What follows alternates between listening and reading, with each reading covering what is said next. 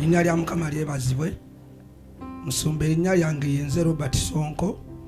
Najja wano mu biseera bye bagambiramu mbuno wayokya Bayibuli.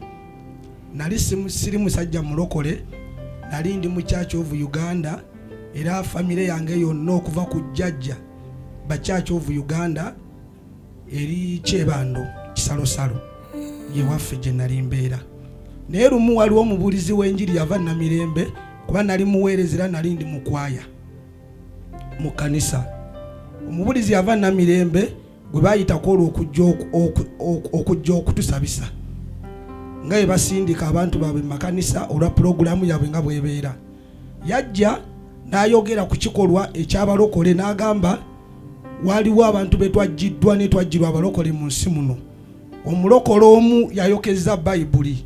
Musumba nali sikumanyi, nga sikuwulirangako, era nga sikumanyi mu basumba b'omu kibuga Kampala yadde mu Uganda. Nenzisayo nnyo omwoyo ne mpuliriza ndabe gye binnaggweera. N'agamba ng'omusajja yayokeza Bayibuli tamanyi Luzungu, ng'agamba mbuno ekyamwokeseza Bayibuli mubaddidde ne bagamba mbuno Holy Ghost. Ekigambo ekyo mbu kyamusumbuwa nnyo bwe butasoma bwabwe bw'abalokole. Kati musumba ffe twali tuli mu kwaya era nga twambala amaganduula nga tuweereza nga kwaya bw'ebeera. Bwe twamaliriza ne ngamba bannanga abavubuka bwe baali, ne mbagamba amazima amatuufu, nabo bennyini ne babindaga ku ssimu ne ku social media kuba byatrendinga nnyo. Ne mbagamba nze ngenda kugoberera kya Luzungu kyemmanyi, ko nze ekyamazima ddala tosobola kuddira n'ogamba mbuno Bayibuli nga wano waliwo Holy Spirit ate gwe noyogera Holy Ghost. Ne mbagamba nti nno ddala Ghost yali ebaddeko Holy. Ne nkibabuuza ne baŋŋamba naye weegase ku musajja omusirusiru. Nekisigala nga kinnuma nnyo mu bulamu bwange. Ne ŋŋamba naye njagala nnyo ndabe ku musumba oyo. Waliwo muganda wange, maama we yalinga asaba ina naye ng'omukyali eri ku Bativale ne mu Ndeeba. Ye yalinga we twamalanga okusaba wali, kubanga church eyo nene nnyo. Ye bwe twamalanga okusaba nga ajja n'amalira wano nenga nze simanyiiwo. Naŋŋamba mbu ye amanyiiwo wano. Twali tuli eyo nga tuli mu kupoota eyo Kanyanya. Ne mugamba naye leero mpulira njagala nnyo ntuukeko ku church. Ndaba omusumba gwe bagambye yakoze eki, yayokya Bayibuli. N'andeeta ku bigere ne tutuuka wali. Bwe twatuuka ba Asha ne batwaniriza ne bampita Honorable kinali sirabangako. Basha makubireko mu ngalo. Ne bantuuza nga batuuza Honorable. Ekyalo ekyanyumira, musumba waweereza ennyimba zonna nga bwe tuzimba mu Church of Uganda, ate nali ndi mu kwaya zonna n'oziyimba wano. Ne ndaba nga nfunye ekifo ekituufu. Naye kye nali ntya kwe kunsiiga amafuta buli we gaatuukanga ne nziruka ne ŋŋenda. Nga mmanya amafuta ago ge gavaamu amaanyi agasuula abantu ebigo. Nekira nali njagala nnyo, baali bayogera bingi nnyo ku kanisa y'abalokole n'abasumba mbu we bajja simanyi mbu wabawo empewo embuyaga ennyingi nnyo biki. Naye nakukaliriza amaaso wajja n'ontuukako paka wali nga ndaba oli muntu wa bulijjo, sirabawo n'omukumi omwakuliko, sirabawo kintu kyonna n'otandika okuzina n'abantu nga bajja no ku bituuti n'obaaniriza n'okola ki. Ne ndabira ddala ekintu ekituufu n'olangirira okusiiba ne nkuyingiramu. Nali ndi mu mbeera nga napangisa akayumba ako nga landiroodi ya amanje emyezi 4 ng'ewaka tebamanyi, nga kyesaagala ntuuka okulemererwa nzire ewaka bansekerere kuba aliwo omukulu wange yakikolako. Naye okuyita mu kusaba n'okusiiba namala emyezi 3 musumba nga nsabira wano naye nga saatulanga kulokoka nga nkyali mu kugezesaako.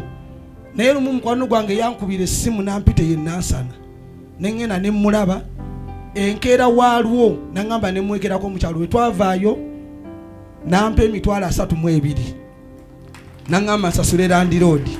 Teyakoma okwo nambuuza oyagala kukola ki? Ne mugamba njagala suubula matooke.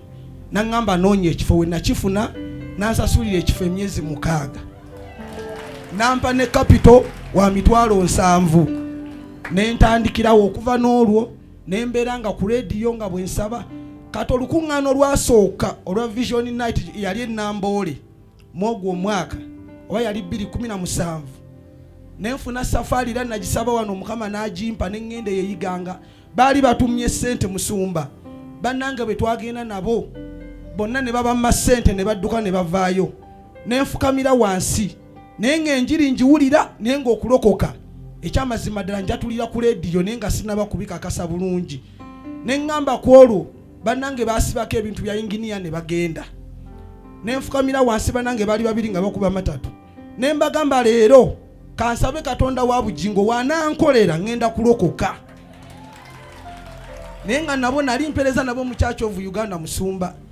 Nenfukamira wansi ne ŋŋamba Katonda wa bugingo obanga ddala kituufu oli Katonda, leeta inginiya ansasule ssente zange. Gwe mundi gwange ogugenda okusooka ngende mu lukuŋŋaana lw'abalokole, bulijjo mbadde nga ngenda mu ndongo ennamboole.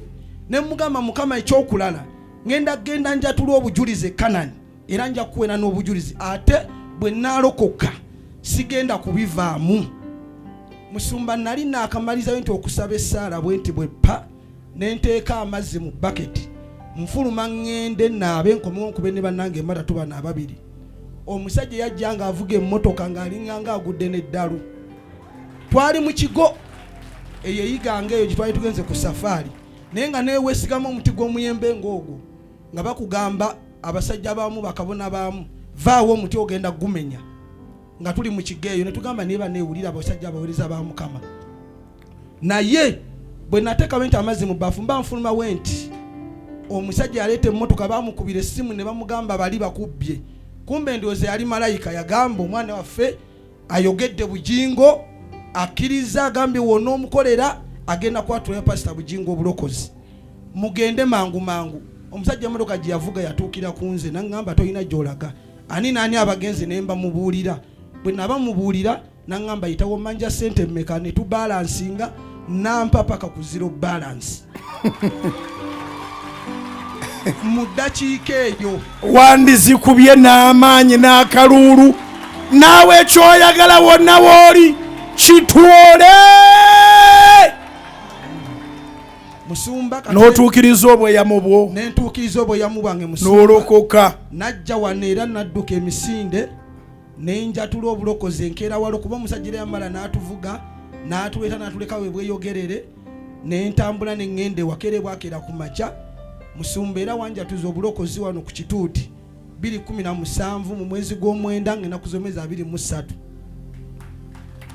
Oyo abeera mulokole ennaku azijjukira naye ng'ekyakuleeta kabona kuva namirembe ne zimuleeta ekyebaano okubalima nayokeza Bayibuli kuba sookyangako Bayibuli. Nenkuwolereza nga sikumanyi nako ne bannange nga babiri wadde nga sikumanyi nako wadde.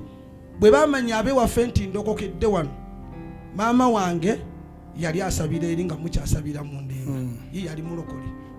Kati mu budde buno ayina ekkanisa gy'aweererezaamu eyo. Amiina. Ebisaidizi eyo. Naye Omusumba we baŋŋamba nnyo ne baŋŋamba walokoka mpozi konze osabira wanti nsabira Pastor Bugingo. Lwaki tovaayo? Konze nzirewa. Mbwakiri wembeera gwe ate ŋŋende wa jjajja. Konze jjajja yaani eri gye yali. Ne mbagamba jjajja yaliyo naye Katonda yansindika Pastor Bugingo. Ebigambo bikomye awamanya. Amanya Robert Sonko. Musumba Mukama nkoze bulungi. Nali mu mbeera eyo nayo nanga bwe njikugambye naye Mukama waliwo wantuusiza kati. N'embaga nagikola ng'ennaku z'omwezi 24 omwezi ogw'omunaana 2024. Era gwe yasabiranga ebintu byange bino nabireetanga bajeti zange wano. Musumba nalaba Katonda wankolera. Omuntu omu okuva e Canada nampa miliyoni 4 nga namusiraamu nga simumanyi. Katonda yakozesanga abantu b'envuga ku boda boda nga bansindikira ssente nga sibamanyi. Musumba nalaba Katonda. Kati nvuga boda boda yange obulamu we buli butambula ate omukyala afumba. Omukyala afumba. Naye Musumba ntaba kwansabireko nfune ku kirabo eky'ezzadde. Egenda ozaale abalongo mu linnya erya Yesu.